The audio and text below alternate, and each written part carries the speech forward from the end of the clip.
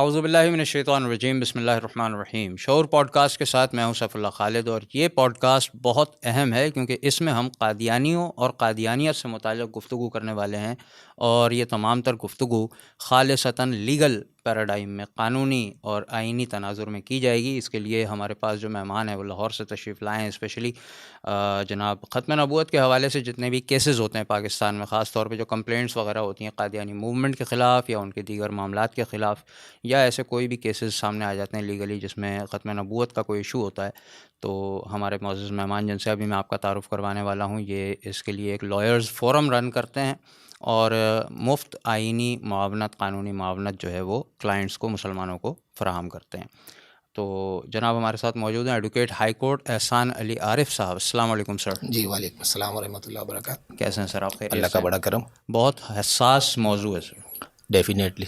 और social media के हवाले से जैसे हम देखते हैं ना, आजकल की दुनिया जो है वो बाकी तमाम चीज़ों से दूर है, मीडिया के करीब है। मीडिया पे बार बार हम ये बात देखते हैं कि भाई कादियानियों को कोई मसला आ गया या उनके लिए पाकिस्तान में कोई मसला पैदा हुआ है, या मुसलमान जो हैं वो उनके बारे में क्या नज़रियात रख रहे हैं, या उनके ऊपर बड़ा जुल्म हो रहा है। तो बहुत सारे मुख्तलिफ़ सवालात हैं। मेरा ख़्याल है कि हम गुफ्तगू का आगाज़ अगर इस सवाल से करें कि कादियानी कौन है और पाकिस्तान में इनका कॉन्स्टिट्यूशनल स्टेटस, आइनी स्टेटस क्या है? देखिए, पहले मैं थोड़ी आपकी बात का जवाब देना चाहूँगा कि कादियानियों के लिए जो यहाँ मसाइल हैं वो अज़ ख़ुद पैदा करदा है उनके अपने। वो ना तो उनके पाकिस्तान का आइन उन्हें कोई तकलीफ़ देता है, ना पाकिस्तान के लॉज़ देते हैं, ना पाकिस्तान के रहने वाले मुसलमान देते हैं। वो ख़ुद अपने लिए मसाइल क्रिएट करते हैं और ख़ुद मुश्किलात पैदा करते हैं और ख़ुद ही मुश्किलात का रोना रोते हैं। ये तो आप कैटेगोरिकली मैं इसकी बड़ी ज़िम्मेदारी से ये बात कह रहा हूँ और मैं अपनी इस बात पर मैं हमेशा कायम हूँ। अगर कोई मुझसे ये वजाहत पूछे कि जी आप, कोई शख्स खुद ही मसाइल पैदा करके रोना क्यों रो सकता है, तो मैं उसका जवाब देने के लिए तैयार हूँ दलाइल के साथ कि ये कोई भी इनको पाकिस्तान के आइन में, पाकिस्तान के किसी कानून में, पाकिस्तान के किसी भी जगह पर मुसलमानों की तरफ से इन पर कोई अनड्यू रेस्ट्रिक्शंस नहीं है। कानून आइन के ख़िलाफ़ कहीं भी मुसलमान नहीं हैं, ये ख़ुद अपने लिए मसाइल खड़े करते हैं। ये तो बात हो गई। अब आपने जो सवाल किया है कि इनका कॉन्स्टिट्यूशनल स्टेटस क्या है, एवरीबॉडी नोज़ कि कादियानियों को 1974 में after detail discussion, after detail debate इनको मौका दिया गया, असम्बली में बुलाया गया। इनका उस वक्त जो इनका सरबरा था, जिसको ये अपनी जमात का खलीफा या हेड जो भी था, उसका नाम मिर्ज़ा नासिर था, उसको बुलाया गया। उसकी team along with all scholars, जो उस वक्त इनके टॉप क्लास स्कॉलर्स थे, जो इनके मुरब्बियान थे, उनको लेकर आए और असम्बली में उनको अपनी बात की वजाहत करने का, सराहत करने का और अपने हक़ में दलाइल देने का पूरा मौका दिया गया। उनको सुना गया और जब उनका वजाहत आई तो उन पर फिर क्रॉस किया गया, जिरा की गई, काउंटर क्वेश्चंस किए गए।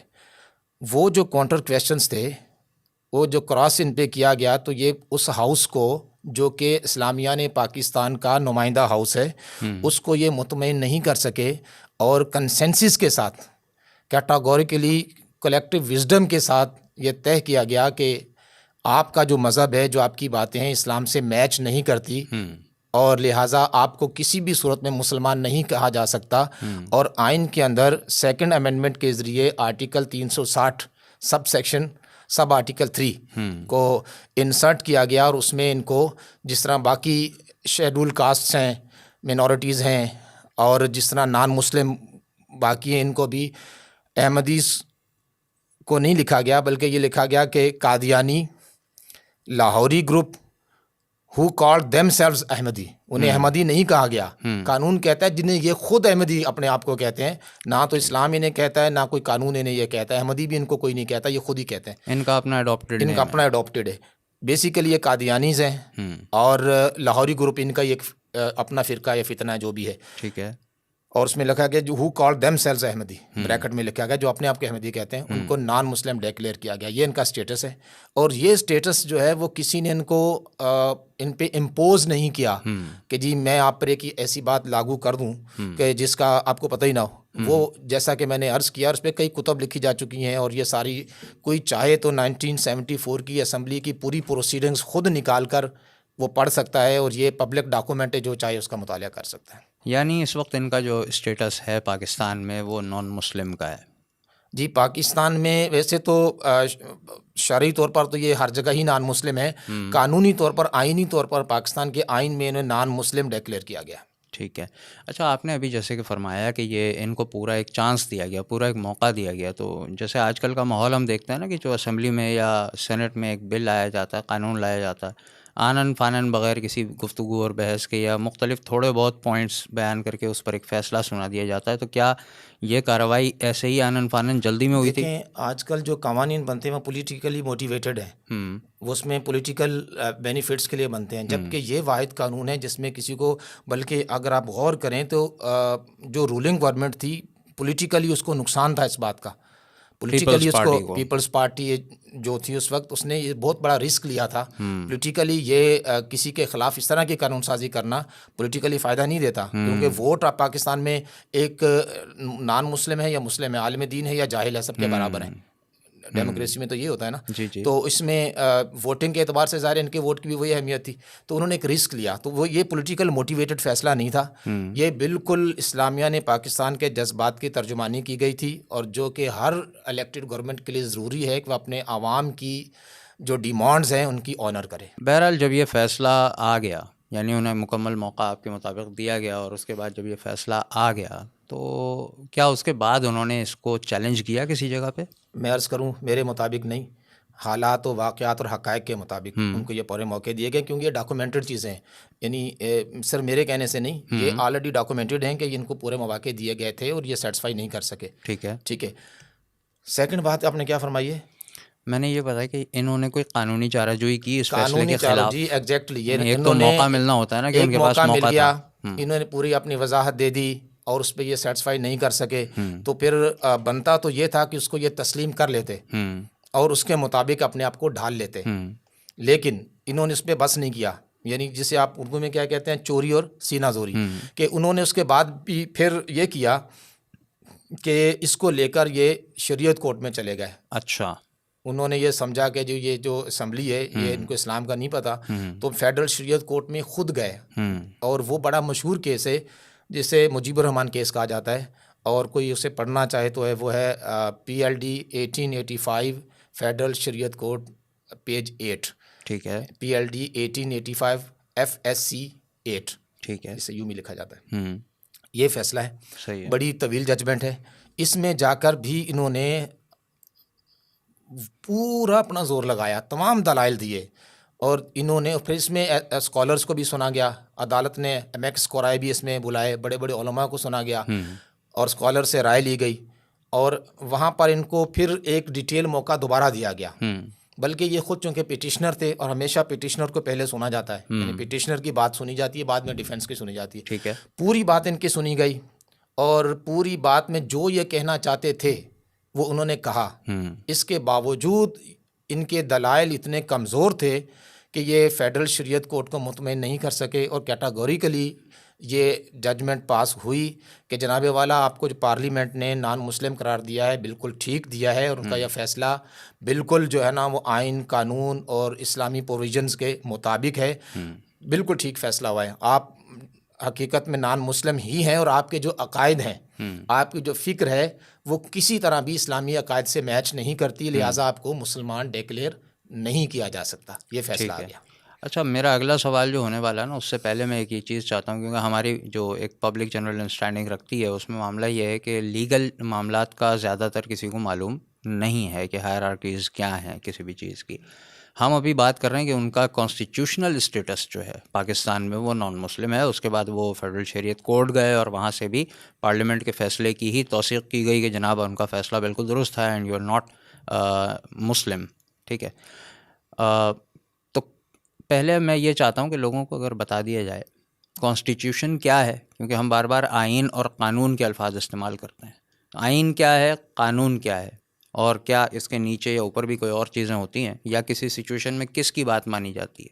अच्छा, ये हम एक थोड़ी सी क्लैरिटी कर दूं बिफोर आंसरिंग योर क्वेश्चन, कि ये जो हम कहते हैं ना कि इनको आइनी तौर पर करार दिया गया, बिल्कुल। इससे कंसेप्ट ये होता है कि आइन के तहत तो ये काफिर हैं, अदरवाइज नहीं है।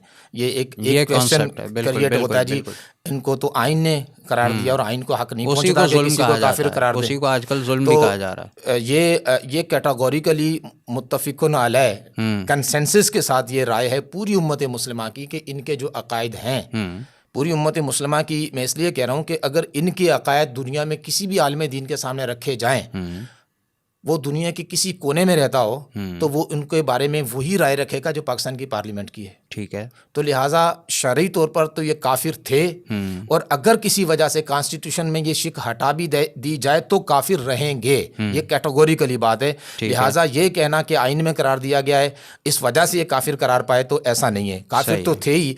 मैं इसकी मिसाल आपको देता हूँ कि झूठ बोलना तो मना है। अगर एक शिक डाल दी जाए कि आइन के अंदर कि आज से फलां शख्स झूठ नहीं बोलेगा, झूठ नहीं बोला जाएगा, तो फिर ये क्या ये कहा जाएगा कि जी आइन में झूठ बोलना मना है?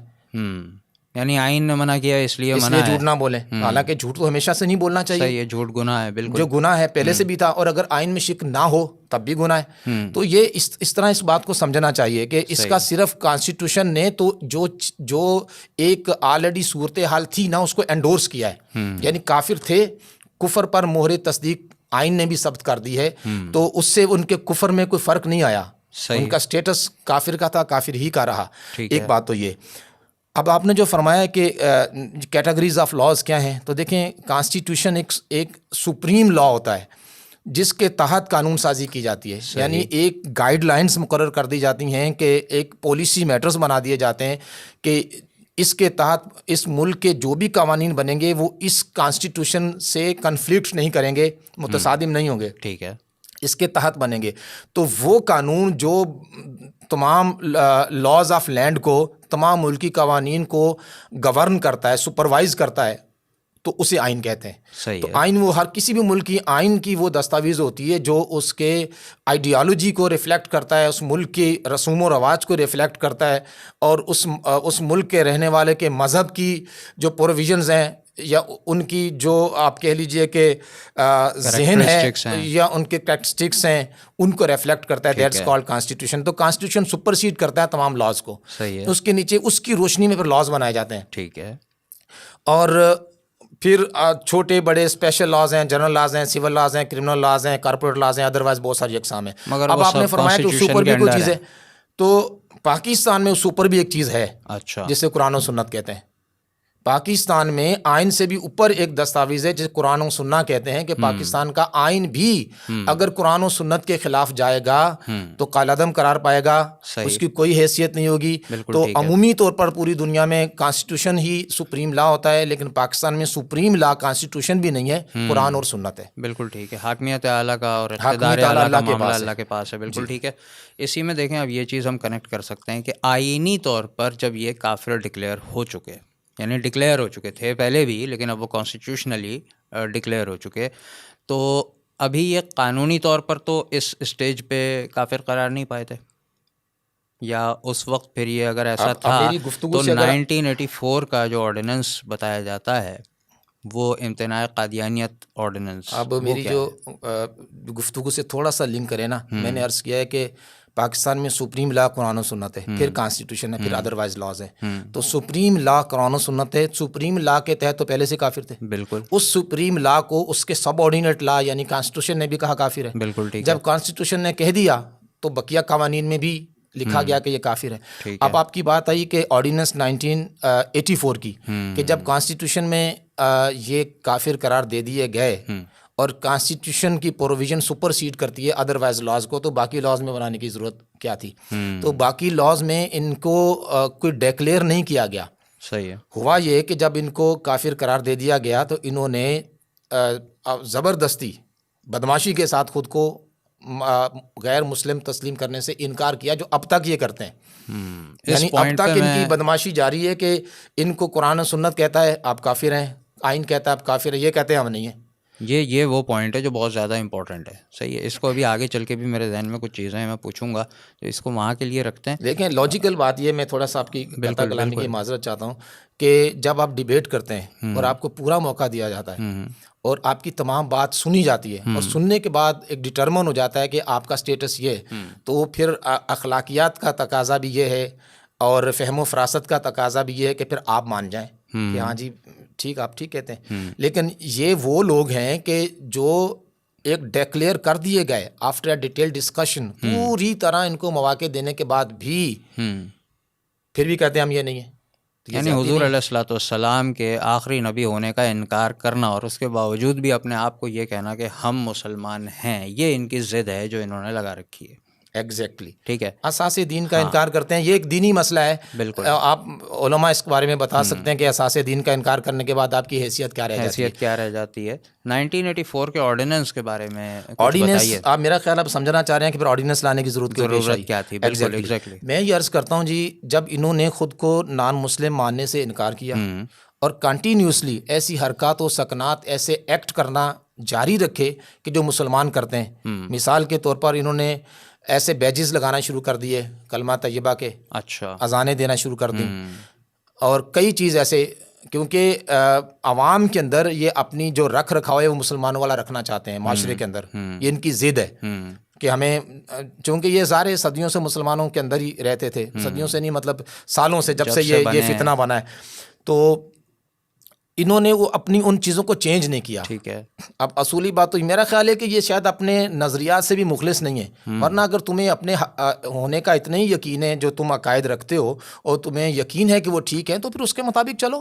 कौन तुम्हें मना करता है? फिर तुम मुसलमानों के जो अकायद व नज़रियात हैं, उनके अफ़कार हैं, उनके रसूमात इबादत हैं, उनका रख रखाव है, उनका नमाज़ पढ़ने का तरीका है, उनके ईद मनाने के तरीके हैं, तुम उसमें क्यों दखल अंदाजी करते हो? अपना तुम कुछ जो हो वो रहो, अलग एक अकाउंट। और मेरा ख्याल है कि ना, ये एक जुमले में अगर बात करूँ ना, तो इसका हल यही है कि मुसलमानों के अंदर ये दखल अंदाजी ना करें, इस्लाम में दखल अंदाजी ना करें, तो मुसलमान को इनके होने से कोई फ़र्क नहीं पड़ता। मुसलमान मतलब आप कहते हैं ना, जो आम ज़बान में कहते हैं यार हम देखना भी पसंद नहीं करें, तो यार हम मुसलमान इनकी तरफ थूकना भी पसंद ना करें, या अपने जो काम करते हैं करें। मुसलमान अपनी तवानाइयाँ, अपनी रिसोर्सेज जब खर्च करते हैं, जो वो अनड्यू है, वो रिसोर्सेज मुसलमानों के, वो तवानाइयाँ वो अदरवाइज खर्च होनी चाहिए। मुसलमान इस्लाम की तबलीग व इशाअत में बाकी बहुत काम है करने के, लेकिन मुसलमानों के वसाइल, उनके रिसोर्सेज, उनका वक्त बहुत ज़्यादा इनको काउंटर करने में खर्च होता है। ये खुद इस्लाम का बहुत बड़ा नुकसान है। अगर ये बाज आ जाएं तो कोई मसला ही नहीं है। तो क्या ऐसा मैं समझूं इस बात से कि 1984 का जो ऑर्डिनेंस था वो एक्चुअली इसलिए लाया गया कि इन्होंने मुसलमानों के शायर की नकल करना शुरू कर रखी थी, या कह लें कि जारी रखा हुआ था इस अमल को, और उससे रोकने के लिए उस पर सज़ाएं कानूनी तौर पे मुतय्यन की, डिसेप्शन जारी रखी, धोखा देना लोगों को, खुद को ऐसे आमाल करना कि खुद को मुसलमान जाहिर कर सकें, ऐसे करना शुरू किया। तो ज़रूरी हो गया था कि फिर कानून के अंदर इसकी कोई सज़ा भी मुतय्यन की जाए। कौन सी सज़ाएं उसके अंदर आई हैं PPC में इसके तहत? जो जिसे इम्तना कादियानियत ऑर्डिनेंस अमूमन कहा जाता है, ये है anti Islamic activities of Qadianis, Lahori group, Ahmadis, prohibition and punishment ordinance 1984। यानी कादियानियों की एंटी इस्लाम एक्टिविटीज़ की जो सज़ा है वो इसमें बयान की गई है। और ये सिर्फ इसमें पाकिस्तान पीनल कोड में, पाकिस्तान को सज़ाओं का कानून है, मजमुआ ताज़ीरात पाकिस्तान, उसमें तरमीम की गई। और जो उसमें एक चैप्टर है जिसे कहते हैं ऑफेंसेस रिलेटेड टू रिलीजन्स, यानी मज़हब से मुतालिका जो जराइम हैं, उसकी सेक्शन, उसमें एक सेक्शन है 298, उसका ए पहले से मौजूद था। ठीक है। उसमें 298 बल्कि ए के बाद बी और सी का इजाफा किया गया। 298 बी और 298 सी, 298 बी और 298 सी PPCS में ऐड की गई इस ऑर्डिनेंस के ज़रिए। ये ऑर्डिनेंस बजाते खुद कोई चीज़ नहीं है। ये लॉ में इस ऑर्डिनेंस के ज़रिए लॉ के अंदर 2 सेक्शन इंसर्ट की गई हैं। सही है। 298 बी और सी। बी में ये कहा गया है जी, अमेंडमेंट है बस। सही है। तो 298 बी और 298 सी क्या डिक्लेयर करते हैं? 298 बी जो है वो ये है कि एपिथेट्स ऑफ मुस्लिम्स, यानी मैं बहुत आसान अल्फाज में कहूँ तो जो मुसलमानों के बरगज़ीदा हस्तियाँ हैं, जो मुसलमानों की काबिल एहतराम हस्तियाँ हैं, मसलन सहाबा इकराम, उम्महातुल मोमिनीन, हजूर का ख़ानदान, अहले बैत अतहार, उनके लिए जो अलकाबात इस्लाम इस्तेमाल करता है ये उसको नहीं कर सकते। ठीक है। मसलन ये अपने खलीफा को खलीफातुल मोमिनीन नहीं कह सकते, अमीरुल मोमिनीन नहीं कह सकते, और ये किसी भी बीबी को उम्मुल मोमिनीन नहीं कह सकते, ठीक है ना। इसी तरह जो अलकाबात अहले बैत अतहार के लिए वो नहीं कह सकते, वो इस्तेमाल नहीं कर सकते। इनको ये मना किया गया कि कोई ऐसा लक़ब, कोई ऐसा जुमला जो कि इस्लाम अपने बुज़ुर्गों के लिए इस्तेमाल करता है, अपने अकाबिरीन के लिए, वो ये इस्तेमाल नहीं कर सकते। ठीक है। अगर ये करेंगे तो 3 साल की सज़ा अलॉन्ग विद जुर्माना, ठीक है, वो इनको दी जाएगी। ओके। 298C ये है कि ये अपने उस मज़हब की, बल्कि वो मज़हब ही नहीं है, मज़हब के तो कुछ अलकाबात होते हैं, जो भी इनका नज़रिया फ़िक्र है उसकी तबलीग नहीं कर सकते, ठीक है। उसके लिए लोगों को दावत नहीं दे सकते। ये अपनी इबादत गाह को मस्जिद नहीं कह सकते, ठीक है। अपनी इबादत गाह मस्जिद जैसी नहीं बना सकते। और लफ्ज़ इस्तेमाल किया पोज, है ना, पोज नहीं देना, इस तरह का पोज नहीं देना, यानी कोई कानून का लफ्ज़ ही पोजेज है। They can't pose himself themselves as a Muslim, मुसलमानों की तरह कोई पोज नहीं कर सकते। ठीक है, यानी अपने आप को मुसलमान जाहिर नहीं कर सकते। आप कानूनी पाबंदी, पोज का मतलब ज़ाहिरी अमल भी होता है ना, बिल्कुल। आप ज़ाहिरी तौर पर भी कैसा पोज नहीं बना सकते जो मुसलमानों वाला है। अगर वैसा करेंगे तो 298C इन पे लागू होगी और उसकी भी 3 साल सज़ा और प्लस जुर्माना है। अच्छा, ये सज़ाएं वगैरह इनके बारे में अब जब आ गई, मतलब अब ये डिक्लेयर्ड है कि कॉन्स्टिट्यूशनल स्टेटस इनका जो है वो काफिर का है, नॉन मुस्लिम का है, ठीक है। और आईनी तौर पे और कानूनी तौर पे दोनों में अब इनके लिए सज़ा भी है। तो PPC में भी आपने जिक्र कर दिया कि सज़ाएं मौजूद हैं अगर ये अपने आप को मुसलमान कहते हैं या अपनी ऐसी कोई एक्टिविटीज़ करते हैं जो ये बात होती है। लेकिन हमारे यहाँ जब मैं गुफ्तगू करता हूँ स्टूडेंट से या दीगर लोगों से बातचीत होती है, सोशल मीडिया पे माहौल देखते हैं, तो वहाँ ये माहौल बना हुआ है कि BBC की कोई रिपोर्ट आ जाती है, DW की कोई रिपोर्ट आ जाती है, इंडिपेंडेंट वाले हैं उनकी कोई रिपोर्ट आ जाती है, कोई भी ये जिस तरह के मीडियाज़ बाहर के काम कर रहे हैं, वो जब भी कभी कादियानियों का कोई मामला उठता है पाकिस्तान में, वो कहते हैं कादियानी और अक़लियतें पाकिस्तान में जो हैं ये महफूज नहीं है, यानी कि अक़लियतों में वो कादियानियों को भी डालते हैं। तो मैं ये चाह रहा हूँ कि हमारे लोगों के सामने इस चीज़ का जवाब रख दिया जाए कि ये कितना बड़ा डिसेप्शन है, कितना बड़ा धोखा है कि ख़ुद वो अपने आप को क्या कहते हैं और उनका नाम लेकर अपने एजेंडाज़ को पूरा करने के लिए बाहर के चैनल्स और न्यूज़ मीडिया ग्रुप्स जो हैं वो किस तरह से उसकी रिपोर्टिंग करते हैं। देखें, इसमें अर्ज़ ये है कि जिस तरह हम पूरी दुनिया के कवानीन का एहतराम करते हैं और हमसे तवक्को की जा सके कि हम ऑनर करें, तो इसी तरह दुनिया के जो दीगर ममालिक हैं या उनके इदारे हैं या उनके जो मीडिया हाउसेज़ हैं, उनको भी पाकिस्तानी आइन और कानून का एहतराम करना चाहिए, उसको ऑनर देनी चाहिए। अनफॉर्चुनेटली जब वो ख़बर रिलीज़ करते हैं तो उस वक्त पाकिस्तान की आइन और कानून की जो प्रोविजंस है उसको वायलेट करते हैं, उनको सामने नहीं रखते।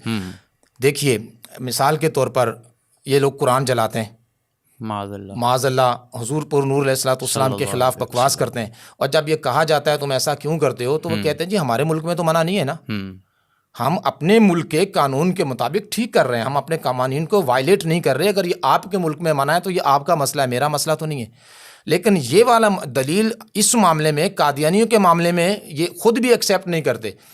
जो लोग हमारे मुल्क में डिक्लेयर्ड नॉन मुस्लिम हैं, उनके खिलाफ कानून मौजूद हैं और वायलेट करते हैं तो कानून हरकत में आता है। तो ये तो एक लीगल प्रोसेस है, बिल्कुल, जो हर मुल्क के कानून में होता है कि किसी मुल्क के कानून को जब भी कोई तोड़ेगा तो उस मुल्क का कानून हरकत में आएगा और एक्शन लेगा।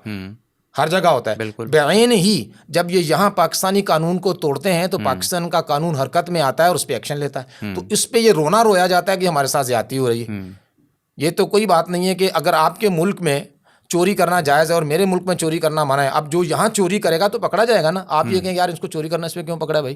तो आपके मुल्क में होगा कि आपके यहाँ चोरी करना सवाब होगा या जायज़ होगा, तो यहाँ तो नहीं है ना। हमारे मुल्क में जो कवानीन है इसकी ऑनर ये, चूँकि जो पाकिस्तान में रहने वाले कादियानी हैं उनको भी करनी चाहिए, और जो पाकिस्तान में नहीं रहते दीगर अक़वाम में उनको भी हमारे आइन और कानून की पासदारी करनी चाहिए, ऑनर करनी चाहिए। इंटरनेशनल लॉज हैं ये, ठीक है, ऑनर वो नहीं करते। वो ये इनको ये समझते हैं और ये तासर देने की कोशिश करते हैं कि इन पे जुल्म हो रहा है। अगर हो रहा है, तुम ये समझते हो, तो पाकिस्तानी आइन और कानून की अदालतों में जाएं और जाकर इस नुक्ते पे आप क्यों पिटीशन दायर नहीं करते कि हमारे साथ जुल्म होता है? लीगल बैटल स्टार्ट करें, नहीं करते, सिर्फ मीडिया में शोर मचाते हैं। या मीडिया तो ऐसी कोई फितना है ना कि इसमें जो चाहे कोई बकवास करते, कोई रोकने वाला नहीं है, ठीक है ना। तो अगर बाय द वे इनके साथ अगर ये सिंसियर हैं अपने इस कौल में, फेल में, अपनी बात में, अपनी जो भी ये बयान करते हैं, अपना जो इनका बयानिया है, अगर समझते हैं कि सही बयानिया है तो फिर कानून के मुताबिक आके कार्रवाई करें। पाकिस्तानी कानून के मुताबिक हम उन्हें काउंटर करेंगे। ये चीज़ आप बात ये है कि आप तो आपके पास तो एक चीज़ मौजूद है, मीडिया मौजूद है, आप वहाँ बकवास करते हैं और सामने वाले के पास वो वसाइल मौजूद नहीं है। वो जवाब नहीं दे सकता, तो ये तो वैसे ही इंसाफ और कानून के तकाज़ों के खिलाफ है जी। कि आप उस मौके पे वो बात करें जिसका सामने वाला जवाब भी दे सकता हो। मैं अब यहाँ ऐड करना चाहूँगा कि जब इनको कादियानियों को गैर मुस्लिम करार दिया गया तो ये ज्यादती नहीं की गई इनके साथ। जैसे आजकल का मीडिया जो सोशल मीडिया है फैसला सुना या मुल्हिद मीडिया है जो खुद फैसला सुनाता है और जवाब देने के लिए किसी को परमिशन नहीं है। बिल्कुल। मैंने यहाँ थोड़ा सा ऐड करना चाहूँ कि कुछ सोशल मीडिया प्लेटफॉर्म पे जब मैंने जवाब दिया, उनको मैंने ऑफर की कि आपने यकतरफा मौक़िफ़ लिया है, एक जमात का लिया है, इसमें आपके इंसाफ और कानून का और जो सहाफ़ती एथिक्स हैं उसका तकाजा यह है कि दूसरे फरीक का भी मौक़िफ़ लिया जाए। ये एक लॉजिकल बात है ना। इसके बगैर मैंने तो कई जगह ये लिखा कि जनाब इसमें आप मुसलमानों का मौक़िफ़ भी शाया करें।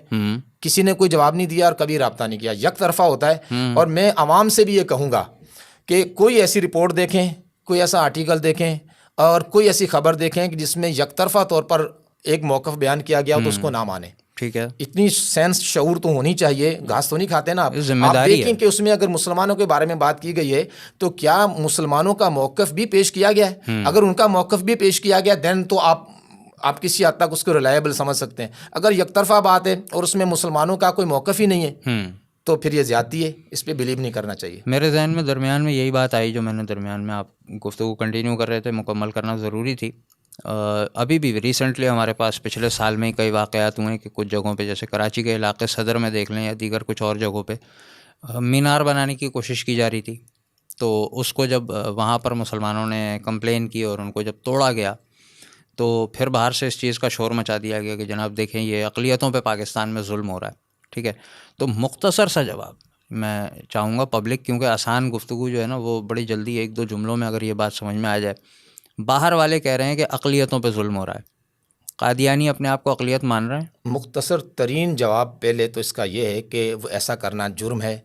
जुर्म के ख़िलाफ़ कंप्लेन की गई तो कानून हरकत में आया, कानून के मुताबिक बिल्कुल ठीक हुआ। अगली आपने क्या बात फरमाई है कि एक अक़लियत वाली बात, प्रोपेगेंडा ये किया जाता है कि जब भी कादियानियों पे उंगली उठती है वो दूसरे मामलात से मिलाने की कोशिश करते हैं उसको कि देखें अक़लियतों पे जुल्म हो रहा है। सही है, क्या कादियानी ख़ुद को अक़लियत तस्लीम करते हैं? देखें अक़लियत जो यहाँ पर अक़लियत की जो डेफिनेशन है पहले इसको समझना ज़रूरी है।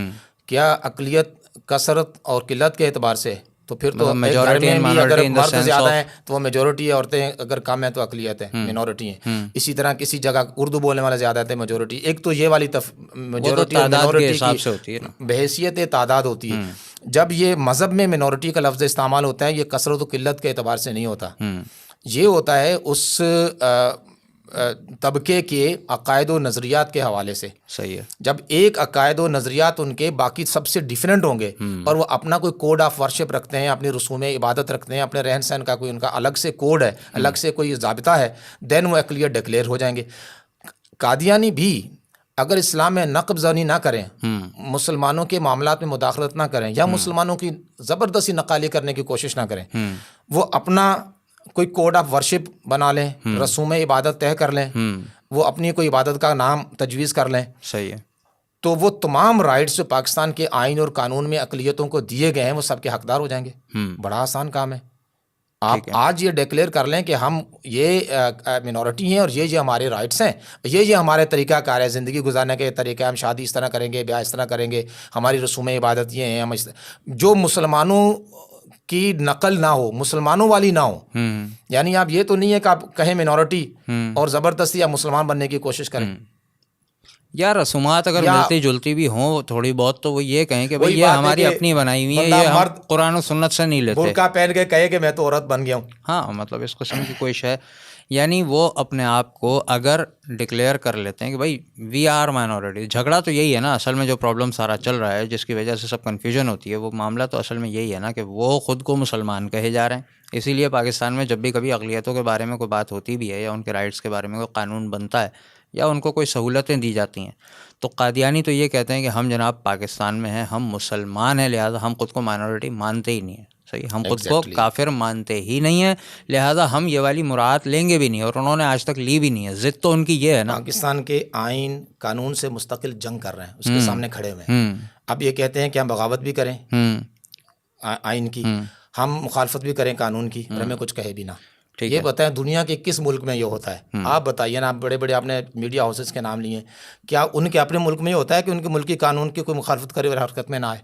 ऐसा बिल्कुल होता नहीं है कहीं? होता, पूरी होता पूरी भी नहीं दुनिया में है, कहीं होता है? और नहीं होता भी नहीं है। और मैं इसी वजह से ना, ये जो एनजीओज़ वगैरह का सवाल मैंने आपसे किया कि बैरूनी क़ुव्वतें फ़ौरन हरकत में आती हैं, तो इनको तो फिर हम लीगली सू कर सकते हैं पकड़ के कि भाई तुम किस खुशी में इन लोगों का साथ दे रहे हो कि जो कानून से टकरा रहा है मुल्क की सरहदों में खड़े होके, सही है, तुम उसको बचाने के लिए बाहर से बिल्कुल, कैसे आ जाते हो? रियासत पाकिस्तान की ज़िम्मेदारी है कि उनको सू करे, क्योंकि इंटरनेशनली जो सू करने का तरीकाकार वो इंडिविजुअल नहीं होता, स्टेट लेवल पर होता है। स्टेट लेवल पे होता पाकिस्तानी है। स्टेट को चाहिए कि इस्लामिया ने पाकिस्तान की वो कदर करे, उनके जज्बात की ऑनर करे। चलें, अगर इस्लामिया ने पाकिस्तान की ना भी करे तो अपने आईने कानून ही की करे, उसके मुताबिक वो गलत बात करते हैं तो पाकिस्तानी स्टेट को उनको सू करना चाहिए। अनफॉर्चुनेटली ये तो उनको उल्टा अकामोडेट करते हैं, बिल्कुल और ऐसे ही। स्टेट उनके साथ खड़ी हो जाती है। आप ये बताइए, मैं एक दखल दर माकूलात बीच में बात लाना चाहता हूँ कि एक लाहौर में वाक़या हुआ कुछ साल पहले, योहानाबाद में कुछ इशू हुआ, उस पर ईसाइयों ने जो है वो प्रोटेस्ट किया और 2 मुसलमान नौजवानों को पकड़ा, भाई थे, बिल्कुल जी, उनको पकड़ के जिंदा जला दिया। और उस पे किसी ने भी आज तक, मेरी मालूमात के मुताबिक, आप मुझसे ज़्यादा बेहतर जानते हैं, किसी ईसाई ने माजरत नहीं की। और यहाँ कोई ईसाई मरा नहीं है, किसी ईसाई को बॉडीली डैमेज नहीं पहुंचा। कहाँ पर? ये जड़ांवाला का जो वाकया हुआ है, किसी ईसाई की बॉडीली डैमेज नहीं हुआ, यानी किसी ईसाई को नहीं मारा। मेरी नज़र में अभी तक कोई ऐसा नहीं आया कि ईसाई कोई मरा हो या ईसाई को किसी को। मेरी वहाँ बात हुई है, वहाँ के जो बराह रास्त वहाँ के रहने वाले हैं, वहाँ पर कोई किसी किस्म का काम किसी ईसाई को कोई नुकसान नहीं पहुंचा। ईंटें तोड़ी गई या प्रॉपर्टी को कुछ प्रॉपर्टीज को नुकसान पहुंचाया है, ठीक है ना, प्रॉपर्टी का नुकसान दोबारा बन जाता है और स्टेट उनको बना के भी दे रही है। लेकिन इसको कंपेयर नहीं किया जा सकता। यहाँ 2 इंसानों की जानें गई हैं और यहाँ आपकी ईंटें टूटी हैं, कंपेयर नहीं हो सकता किसी कीमत पे भी। बिल्कुल। वहाँ आपने मजम्मत तक नहीं की और यहाँ पूरी स्टेट मशीनरी जाके उनके साथ ऐसे रोना रो रही है। और एक जगह मैंने देखा बंदा हाथ जोड़ रहा है उनके, हम तुमसे माफी मांगता है। तू काहे को माफी मांग रहा है भाई? तूने क्या किया है? गलत काम अगर चंद लोगों ने किया है तो उनको उसकी सजा मिल जाएगी। तो इतना माजरत खाना रवैया, इतनी गुलामाना जहनियत, समझ से बाहर है। ये माजरत खाना रवैया तो बहरहाल बहुत कुछ बताता है कि हमको सुना सुना के और दबा दबा के जो इंटरनेशनल प्रोपेगेंडा है उसका असर हमारे लोगों ने कबूल कर लिया है कि तुम मुजरिम हो भाई, तुम दहशतगर्द हो, तुम मुजरिम हो, तुम सारी दुनिया को काफिर करार दे देते हो, लिहाजा कहीं पे भी कोई प्रॉब्लम आएगा तो ये वाला प्रॉब्लम हो जाएगा। शिकवा तो अपनी स्टेट से ज़्यादा बनता है कि यार अब क्या कहते हैं, रियासत तो होती माँ जैसी, वो माँ तो शफकत करती है। आप अपने मुल्क की जो अक्सरियत है, आप उनके जज्बात की तर्जुमानी नहीं करते, ये तो ज़्यादती नहीं है। ये तो आउट ऑफ द टॉपिक हमारी बात, क्योंकि हम लीगली बिल्कुल एक इस वक्त इस चीज़ में बात कर रहे हैं, लेकिन ये वाला जो टॉपिक है ना जड़ांवाला का, ये दिल को बड़ी तकलीफ़ इसलिए देता है कि जो कुछ भी हुआ, हम सब इस बात को कौन इनकार करेगा कि जो कुछ भी हुआ, लेकिन बात ये है कि जहाँ पर हमारे तमाम मुसलमानों ने खड़े होकर माजरत की है, वहाँ पर किसी एक की ज़बान से भी सख्ती के साथ ये नहीं निकला कि जिनके साथ गलत हुआ उनसे तो हम माजरत करते हैं, ठीक है, लेकिन जिन्होंने किया है गलत उनको तो पकड़ के सामने लेकर आओ कि वो थे कौन जो गाड़ियों में भर भर के आए थे और जिन्होंने पूछा था कि ये जड़ांवाला शहर किधर है जहाँ पे कोई वाक़या हुआ है। क्योंकि वहाँ के मकामी लोग जो हैं उन्होंने तो कोई हरकत की नहीं, वहाँ के लोगों ने तो प्रोटेक्ट किया है। सही, ये बहरहाल एक अलग चीज़ है। मैं एक इसमें थोड़ा सा ऐड करूँ कि यकसानियत अपने मामले में तो मांगी जाती है कि आप कानून की नज़र में यकसा हैं, आपको पूरे राइट्स, आप फंडामेंटल राइट्स आपको वही हासिल हैं, लेकिन इस मामले में तो यकसानियत होनी चाहिए ना। जब मेजोरिटी के साथ जुल्म होता है तो मेजोरिटी इंसान नहीं होते। बिल्कुल, इस चीज़ को भी नोट करना चाहिए। अच्छा, यहाँ पे हमारे पास जो है वो कॉन्फ्लिक्ट को ख़त्म करने का एक तरीका बिल्कुल सामने है कि वो अपने आप को मान लें कि हम काफिर हैं, अपना कोड ऑफ लाइफ जो है वो चेंज कर लें, मुसलमानों से डिफरेंट करके शो करें और हम उनको जो तमाम माइनॉरिटी राइट्स जितने हैं वो दे देंगे। यहाँ तक कोई प्रॉब्लम नहीं है। बालिफाज़ दीगर पाकिस्तान के आइन और कानून को मान लें, यानी कि जो उनका फैसला है उसको मान लें, क्योंकि वो फैसला उनको मौका देने के बाद किया गया है।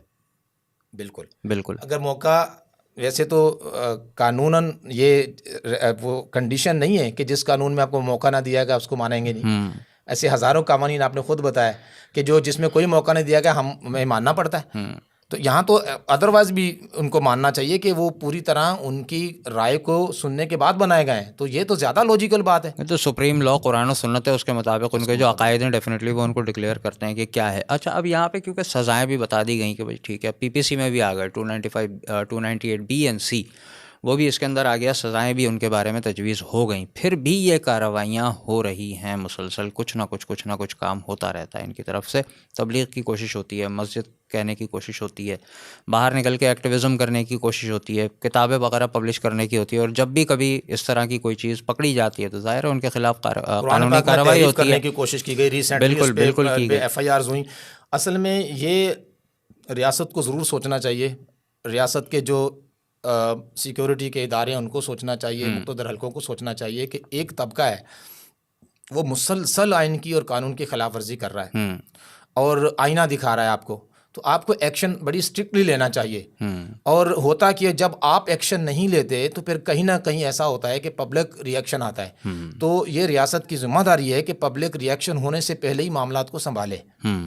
ये तो देखें हर घर में भी होता है, बाप को चाहिए कि इससे पहले कि बच्चे लड़े वो पहले ही फैसला कर दे। तो रियासत का काम है कि इसमें स्ट्रिक्ट एक्शन ले, जो मुक़्तदर हल्के हैं अगर उन तक ये बात पहुँचे तो वो इसको संजीदगी से लें कि इसमें कानून हरकत में आए और जो कानून के मुताबिक उन पर सख्ती से कानून पे अमल दरामद कराया जाए। बस इतनी सी बात है। ठीक है, यानी हमारा एक तरह से समझ लेंगे कंक्लूजन जो इस गुफ्तगू का निकल रहा है वो ये है कि their legal and constitutional status is non Muslim in Pakistan. शरीयत में तो वैसे ही नॉन मुस्लिम है, ख़त्म नबूवत का इनकार करने वाला किसी कानून का या आइन का इंसान के लिखे हुए का मोहताज तो है नहीं। सही है, तो जब वो इस तरह का अक़ीदा रखते हैं तो वो अपने आप को काफिर तस्लीम करें, अपने आप को माने कि वो एक अक़लियत है, यानी अक़लियत in the sense of religious thought कि उनका जो है वो डोमेन मुसलमानों से बिल्कुल एक अलग है, उसको वो तस्लीम करें। जब वो तस्लीम कर लेंगे तो पाकिस्तान में उनके लिए तमाम बाकी जो सहूलतें दीगर अक़लियतों को मिली हुई हैं वो उनको भी मिल जाएंगी, इसमें कोई प्रॉब्लम वाली बात नहीं है। ठीक है, ये वाली बात यहाँ तक क्लियर है। सही है, सज़ाएँ उनके लिए मौजूद हैं। अब ज़ाहिर है अगर उनके लिए कभी कोई एक्शन होता है या केस होता है उन पर, या मुसलमान कभी कोई एक्शन लेते हैं तो वो इसलिए कि वो लॉ को वायलेट करते हैं, उन पर कोई जुल्म नहीं होता। मुसलमान एक्शन नहीं लेते, मुसलमान कानून को शिकायत करते हैं। ठीक और है, कानून फिर उसमें हरकत में आता है। ये एक इम्पोर्टेंट पॉइंट है। ये सेंस लेना कि पाकिस्तानी इदारे जो है वो किसी के खिलाफ काम कर रहे हैं हरगिज़ नहीं है। बल्कि मैं ये कहता हूँ कि पाकिस्तानी इदारों को, पुलिस को और अदर लॉ इन्फोर्समेंट एजेंसीज को किसी कंप्लेन का इंतज़ार नहीं करना चाहिए। प्रोएक्टिव एक्शन जब वो देखें कि कानून की और आइन की खिलाफ वर्जी हो रही है, अज खुद उन्हें एक्शन लेना चाहिए। जिस तरह सोमोटोज ले लेते हैं, एहसान नहीं है, ये उन पर उनकी लाइबिलिटी है, लीगल लाइबिलिटी है, उनकी जिम्मेदारी है कि उस पर एक्शन लें। इस तमाम मामले का 295C से कोई लेना देना बनता है? 295C जो है वो उसका तौल्लुक हुजूर पुरनूर अलैहिस्सलाम की ज़ाते मुबारका की इहानत से है।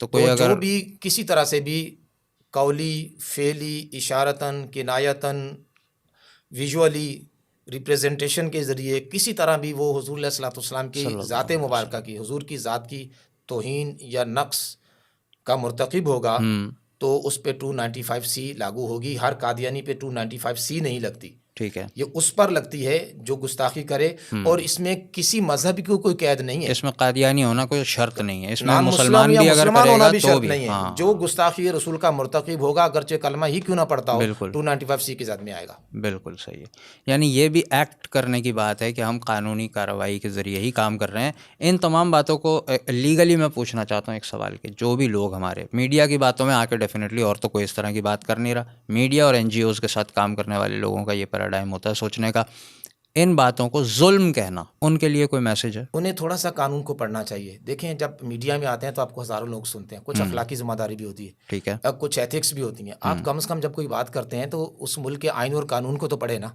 पढ़कर उसके मुताबिक बात करें। ठीक है, आप अपनी पॉपुलैरिटी के जोम में जब कानून और आइन के खिलाफ बात करते हैं तो फिर कोई ना कोई तो आपके खिलाफ शिकायत करेगा। जब शिकायत करेगा तो कानून हरकत में आएगा, फिर आप कहेंगे हमारे साथ जुल्म हुआ है। तो आप जुल्म का रास्ता तो खुद खोल रहे हैं ना।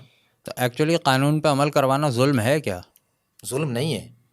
तो जो लोग इसको जुल्म कह रहे हैं फिर उनको कानून पढ़ना चाहिए, वो तो ठीक है, अब उनको क्लैरिटी भी तो होना चाहिए कि ये जुल्म नहीं है। यानी अगर पुलिस जाती है और कहीं पर डकैतों को गोली मार देती है तो उसको जुल्म कहा जाता है। हमारे यहाँ तो सोशल मीडिया पे ये भी हिसाब किताब है कि यार बेचारों को गोली मार दी, इतना तरस भरा हुआ है, क्या करें इनका? तोड़ना असल में जुल्म है।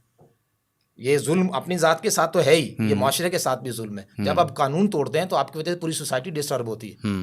कानून की मुख्तलिफ ख़ास तौर पर ये जो कवानीन है, ये जो कानून तोड़ना है जिसका ताल्लुक आपके रिलीजियस, आपके बिलीव्स के साथ है, आपके रिलीजन के साथ है और आपके अकायद के साथ है, यहाँ जब आप कानून तोड़ते हैं तो एक चोरी करें से तो एक बंदे का नुकसान है ना, आपने जेब काटी तो बंदा मुतासिर हुआ है। लेकिन जब आप किसी के अकायद पे हमला करते हैं और उन कवानीन की वायलेशन करते हैं जिसका ताल्लुक डायरेक्टली रिलीजन और ईमान के साथ है, तो पूरी सोसाइटी से मुतासिर होती है। ठीक है, उसकी जो सेंसिटिविटी है उसको समझने की ज़रूरत है, कितना किस कदर हीनियस ऑफेंस है कि आप दूसरों के अकायद पे ऐसी ज़रब लगाएं जिसको शदीद तरीन तकलीफ हो। जिस्म के ज़ख्म तो भर जाते हैं, रूह के ज़ख्म नहीं भरते। ये बहुत तकलीफ देने वाली बात है, इसको समझने की ज़रूरत है। और ये ख़ास तौर पर मीडिया में लोग जो भाषण दे रहे होते हैं ना बैठ के, कोई स्कॉलर बन के और कोई अपने आप इंटेलेक्चुअल समझ के, उनको खुदा का खौफ करना चाहिए। और मैं तो कहूँगा यार तुम्हें मरना भी है, अल्लाह का वास्ता खुदा का खौफ करो, कुछ कम से कम वो बात तो करो ना जो लॉजिकल बात है। तुम अपने भाषण के चक्कर में आईन और कानून के खिलाफ बात करते हो। और इस बुनियादी तौर पे तो शरीयत के खिलाफ बात हो रही है इस मामले में। उनको ये भी तो सोचना चाहिए कि यार आप इतने मशहूर हो जाएं, इतने मशहूर हो जाएं कि आपके 2, 4, 10 करोड़ फॉलोअर्स हो जाएं, तो क्या उसके बाद आपको ये लाइसेंस मिल जाता है कुरान हदीस के खिलाफ बात करें? नहीं मिलता, यही बात लोगों को समझना चाहिए। अच्छा, ये जो मामलात है, अभी जो सज़ाएं इनकी हैं, तो इसके बावजूद काम हो रहे हैं, तो इसको मज़ीद सख्त करने की कोई ज़रूरत है? एग्जैक्टली ज़रूरत है ज़रूर। इसमें जो ख़ास तौर पर पॉलिटिकल पार्टीज़ हैं और ख़ास तौर पर वो पॉलिटिकल पार्टीज़ जो रिलीजियो पॉलिटिकल पार्टीज़ कहलाती हैं, जो मज़हब के टच मजहबी के साथ सियासी जमातें, मज़हब के टच के साथ या मजहबी होकर, तो उनको ज़रूरी आवाज़ उठानी चाहिए कि ये सज़ाएँ बहुत कम हैं। ठीक, ये इवन देन के ये इससे ज़्यादा सज़ा तो आप अगर अमानत में ख़यानत करें तो इससे उसकी ज़्यादा सज़ा है। अच्छा, हाँ जी, इससे ये बहुत कम सज़ा है। जिस तरह अभी एक्ट अमेंडमेंट करके CRPC में PPC में अमेंडमेंट करके 298A है, जो सहाबा इकराम और उनके कैंपेनियंस ऑफ रसूलुल्लाह सल्लल्लाहु अलैहि वसल्लम के बारे में गुस्ताखी पर के बारे में है, उनकी सज़ा को 3 साल से बढ़ाकर 10 साल किया गया।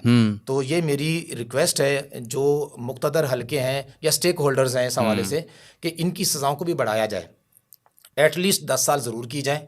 ठीक है। बल्कि मेरी ज़ाती राय कहें तो उम्र कैद होनी चाहिए। यार आप इतना बड़ा जुर्म कर रहे हैं कि पूरे माशरे को आपने हिला के रख देते हैं आप अपने एक्ट से, तो आपको अंदर ही रहना चाहिए। आपका बाहर आना ये माशरे को तबाह कर देगा। लेकिन फिर भी इसकी सज़ा एक इतनी ज़रूर होनी चाहिए कि कोई जुर्म करने से पहले सोचे कि उसके साथ क्या होगा।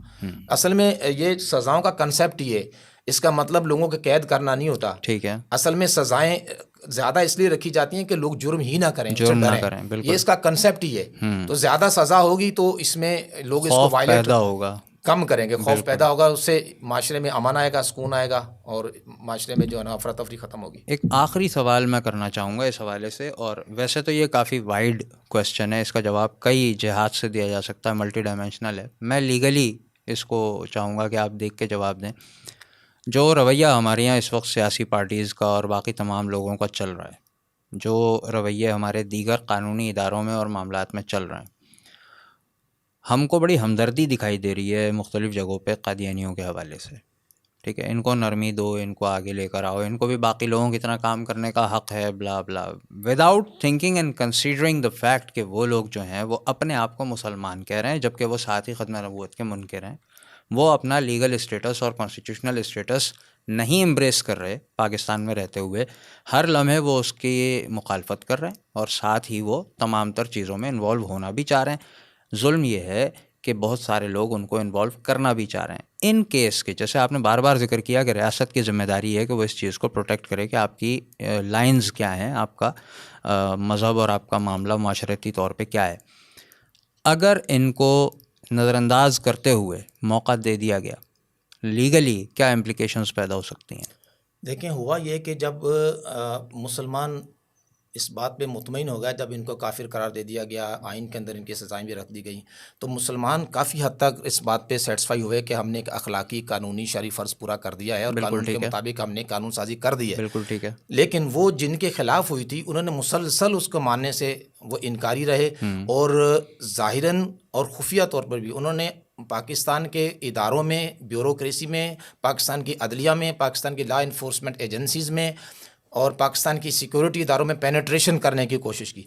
उन्हें पेनिट्रेट होने की कोशिश की, और वो कोशिश उन्होंने वो भी धोखे से की कि नहीं, आपने शनाख्ती कार्ड में ख़ुद को मुसलमान लिखा और इस तरह उन्होंने ख़ास तैयारी के साथ ब्यूरोक्रेसी में आए, नौकरियां हासिल की। और दो तरह से, एक तो वो खुद आए, दूसरा उन्होंने जो पहले से लोग मौजूद थे उनके साथ रिलेशंस इस्तवार करके उनको फैसिलिटेट किया। बिल्कुल। और इस तरह से उन्होंने अपने हमदर्द पैदा कर लिए हैं। वो कई सूरतें हो सकती हैं, उनको दुनियावी लालच देकर, उनको अपनी लड़कियां देकर, उनके साथ रिश्तेदारियां कर उनको ज़मीनें देकर, कई तरह से जो कुफर की शुरू से, आज से नहीं, कुछ सदियों कदीम से ये कुफर की आदत है कि वो इस तरह मुसलमानों में पेनिट्रेट करते हैं। तो इनकी जो अंदाज़े पेनिट्रेशन है वो भी कुफार वाला ही है। जिस तरह ये आगे बढ़ते हैं ना, तो आप देखिए इनकी मुमासलत कुफर की उस वारदातों के साथ है, तरीक़ाकार के साथ है जो काफिरों का एक सालों से मुत्तफ़िका तरीक़ाकार है। उस तरह इन्होंने पेनिट्रेशन की है और हम बड़ी देर से जागे हैं। यानी इस पर मैं काबिल अफसोस ये सूरत हाल है कि हम बहुत देर से मुसलमानों ने ये जाग कर जो है वो इस पर एक्ट करना शुरू किया है, कंप्लेंट्स करना शुरू कर दी, हालांकि ये पहले दिन से हो जानी चाहिए थी। मेरा ख़्याल है हमने बहुत सारे ऐसे सवालों के जवाब तलाश कर लिए हैं जो पब्लिक को मालूम होना चाहिए थे। जो इस गुफ्तगू का मकसद हमारा था कि हम लोगों को ये बता सकें कि एक्चुअल प्रॉब्लम कहाँ पे लाया करता है, कि ये लोग नॉन मुस्लिम हैं लेकिन अपने आप को माइनॉरिटी नहीं मानते, और ये प्रॉब्लम किस तरह सॉर्ट आउट हो सकता है कि ये अपने आप को माइनॉरिटी मान लें और उस तरीके से ये लाइफ अपनी शुरू कर दें पाकिस्तान में, लिहाजा ये नॉर्मली जीना शुरू कर देंगे।